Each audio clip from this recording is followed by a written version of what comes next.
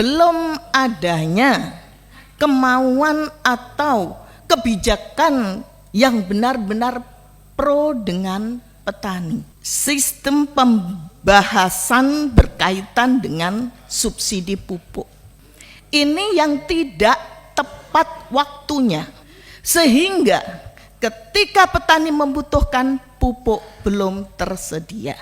Jadi Pak Dirut harus menyampaikan kepada kementerian bahwa kita tidak bisa lagi membahas subsidi ini berlama-lama karena petani tidak bisa menunggu. Bu Sadarestu, silahkan. Terima kasih pimpinan. Assalamualaikum warahmatullahi wabarakatuh. Pak Dirut, kita berbicara pupuk itu mungkin sampai akhir zaman nanti nggak akan ada ujung pangkalnya, nggak akan ada selesainya. Ketika data luasan areal itu tidak pernah tepat. Itu yang pertama. Yang kedua, belum adanya kemauan atau kebijakan yang benar-benar pro dengan petani. Sekali lagi saya sampaikan di sini, petani itu masih jadi objek, belum pernah menjadi subjek. Inilah yang terus carut marutnya berkaitan dengan pupuk ini nggak akan pernah selesai, di mana pemerintah tidak pernah memberikan sesuai dengan data areal yang ada. Artinya apa? Pupuk yang disubsidi ini pasti jumlahnya lebih kecil dibandingkan dengan jumlah arealnya. Yang kedua, sistem pembahasan berkaitan dengan subsidi pupuk ini yang tidak tepat waktunya, sehingga ketika petani membutuhkan pupuk belum tersedia. Seperti halnya sekarang ini, siapa yang menduga bulan November, mulai dari Oktober November sudah banyak hujan,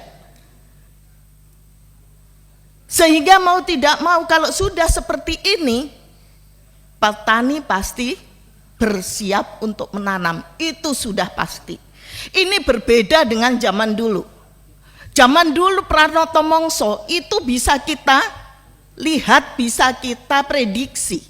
Hari ini tidak bisa Pak, Bu, tidak bisa. Pranoto Mongso tidak bisa lagi kita prediksi hanya dengan cara-cara tradisional seperti dulu. Dulu bapak saya ngajak saya keliling melihat, oh ini pohon asem sudah mulai semi, berarti sebentar lagi sudah kemarau. Oh ini burung terek ini sudah mulai berdatangan ini sebentar lagi ada hujan dan lain-lainnya. Tapi hari ini tidak bisa. Kalau dulu Desember awal sudah pasti kita semuanya petani sudah membuat pembibitan. Tetapi sekarang tidak. Sekarang bahkan sudah ada yang mulai tanam. Maka dari itu mau tidak mau, pemerintah harus mempersiapkan menyediakan pupuk subsidi ini tidak boleh terlambat. Bagaimana caranya? Nah ini tentunya dari pihak pihak pupuk Indonesia dengan pemerintah. Jadi Pak Dirut harus menyampaikan kepada kementerian bahwa kita tidak bisa lagi membahas subsidi ini berlama-lama karena petani tidak bisa menunggu. Ketika kita menjelang tanam 1 hari sebelum tanam, kita sudah harus memupuk. Apalagi sekarang pupuk majemuk. Kalau dulu masih pupuk tunggal. Pupuk tunggal itu yang pertama ditabur pupuk fosfat dulu. Kalau sekarang sudah pupuk majemuk. Maka mau tidak mau sudah harus disiapkan. Karena 1 hari menjelang tanam mereka sudah harus memupuk. Kemudian 7 hari setelah tanam. Kemudian 2 minggu setelah tanam. Kalau kemudian pupuk baru tersedia 30 hari atau 20 hari setelah tanam, ini mau jadi apa tanamannya? Kita berbicara swasembada pangan nggak akan ada, nggak akan kesampaian. Karena ketersediaan pupuk yang menjadi supporting utama untuk bisa memproduksi atau mendapatkan hasil yang baik tidak terpenuhi. Jadi yang pertama saya minta ketika rapat disampaikan itu kepada pemerintah. Bahwa sekarang ini berbeda. Dengan perubahan iklim global, ini juga kita harus bisa merubah tata cara kita. Ketersediaan pupuk harus terus-menerus ada, bukan hanya pada menjelang musim tanam saja. Itu yang pertama. Yang kedua, Pak, Bu, Pak Dirut, kalau kita berbicara pupuk juga, berapa sekarang yang diberikan ini semakin kurang di petani. Karena apa? Kebutuhan antara daerah satu dengan daerah yang lain berbeda. Ini kan digebyah uyah. Sementara kita tahu panjenengan, saya yakin, hakul yakin panjenengan semuanya tahu. Bahwasanya setiap daerah mempunyai jenis tanah yang berbeda-beda. Contoh, kalau tanah lempung berarti kemampuan mengikat unsur haranya lebih kuat. Artinya dia lebih efisien. Ketika kita berbicara tanah itu sudah tanah pasir, berapapun pupuk pasti akan menguap. Artinya apa? Kebutuhannya pasti akan sangat besar. Padahal saya nggak tahu di sini tiap petani mendapatkan berapa pupuk untuk subsidinya per hektar. Karena kalau katakanlah ini untuk tanah yang bersifat atau tanah yang berjenis tanah pasir, pasti kebutuhan 250 kg per hektar itu pasti kurang.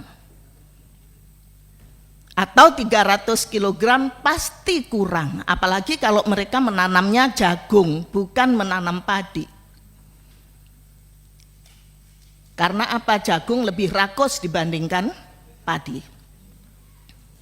Nah, ini juga harusnya dibahas.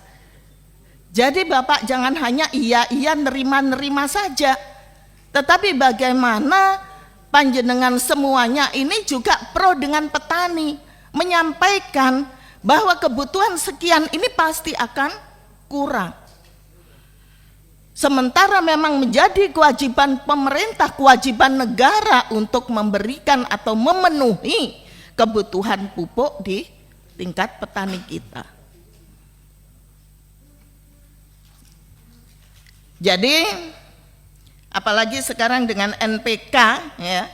NPK kalau Ponska saja yang bukan Ponska Plus itu 15 berapa ini prosentasenya kalau 15 10 12. Padahal kita tahu fosfat ini kan tidak bisa langsung diserap oleh tanaman. Tidak bisa diserap oleh tanaman langsung karena dia membutuhkan waktu untuk bisa dipecahkan.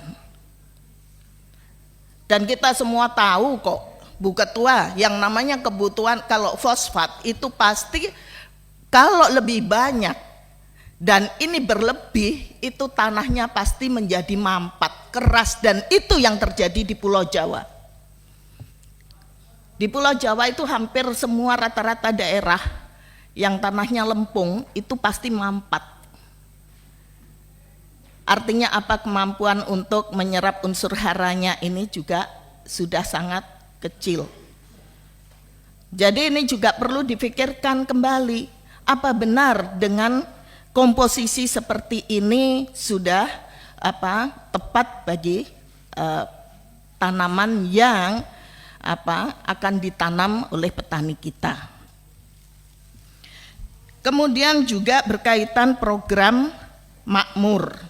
Saya mendengar memang program makmur ini, tapi sejauh mana program makmur ini benar-benar bisa dirasakan oleh petani kita?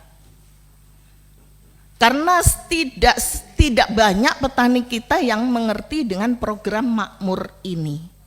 Maka dari itu nanti tolong dijelaskan kepada kami, bagaimana caranya petani ini bisa mendapatkan atau bergabung untuk bisa mendapatkan program makmur ini. Kalau saya dulu masih bekerja sama dengan Petrokimia Gresik, dulu itu ada program untuk kerjasama dengan kelompok tani, di mana Petro dulu memberikan kredit kepada petani tapi dengan bunga yang sangat rendah, kalau tidak salah dulu hanya 4%. Apakah itu masih ada? Ya. Dan kalau ada, bagaimana caranya petani untuk bisa mengakses itu?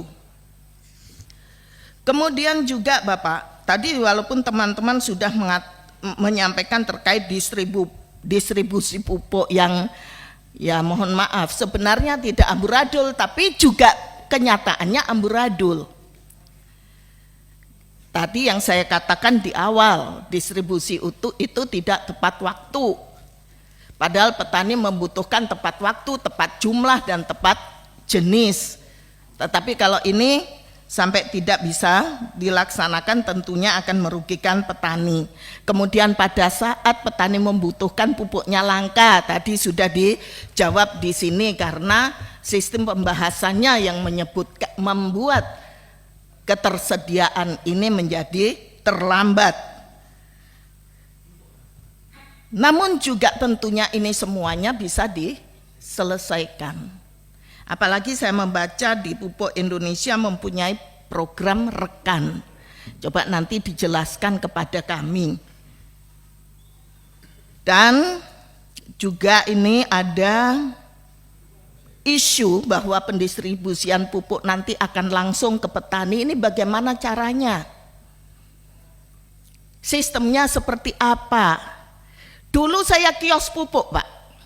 Saya tahun 1996. Saya itu pedagang pupuk, kios pupuk, kios. Tapi dulu petani nggak mengalami seperti ini. Bahkan saya ngalami dulu waktu perubahan dari harga 27.500 ke 56.000.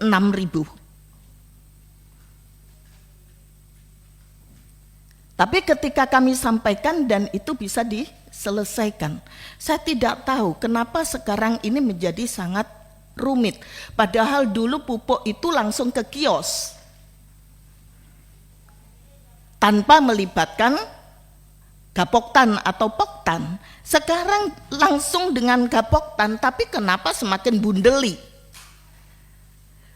Akhirnya saya punya pikiran, apakah mereka harus mempunyai uang dulu untuk bisa nebus pupuk bagi anggotanya? Karena kalau tidak, pasti distributor gak memberikan, kios tidak memberikan. Jadi nanti tolong Bapak, kami diberikan pencerahan terkait ini agar petani bisa menerima secara tepat waktu dan tepat jumlah. Masih banyak? Sedikit lagi Ibu. Dan kemudian saya yang terakhir Bapak, berkaitan dengan petani pesanggem yang selama ini tidak pernah tersentuh. Petani pesanggem itu mereka yang menggarap di lahannya perhutani biasanya mereka. Ya, LMDH. Mereka ini tidak pernah tersentuh dengan pupuk subsidi, padahal mereka petani boleh dikatakan petani yang miskin. Coba ini juga dipikirkan Bapak, bagaimana mereka supaya bisa mendapatkan hak yang sama. Memang mereka tidak memiliki lahan, tetapi mereka mengerjakan lahan. Dan juga tadi berkaitan distribusi, bagaimana mereka yang lahannya sewa, karena sebagian besar petani kita adalah lahan sewa. Karena petani yang hanya punya 0,2, 0,3 pasti lahannya disewakan. Kalau menggunakan KTP berarti mereka harus menggunakan KTP si pemilik. Dan belum tentu si pemilik ini juga berada di tempat atau bersedia. Terus paling akhir pimpinan saya minta khusus untuk Kabupaten Jombang yang distributornya ada 5. Ini Mitra Tani ini adalah distributor yang satu-satunya koperasi yang dulu sudah diberikan kepercayaan untuk memegang beberapa kecamatan. Tetapi kenapa justru yang seperti ini, yang jelas-jelas koperasi, yang jelas-jelas tidak pernah bermasalah, semakin dikurangi wilayahnya menjadi 3 kecamatan saja. Sementara yang sudah pernah bermasalah justru semakin memperkuat dirinya. Bayangkan ini kan tidak seimbang, yang 1 8 kecamatan, 1 6 kecamatan, tapi Mitra Tani yang sudah bertahun-tahun hanya diberikan 3 kecamatan. Saya mohon ini juga nanti bisa dievaluasi.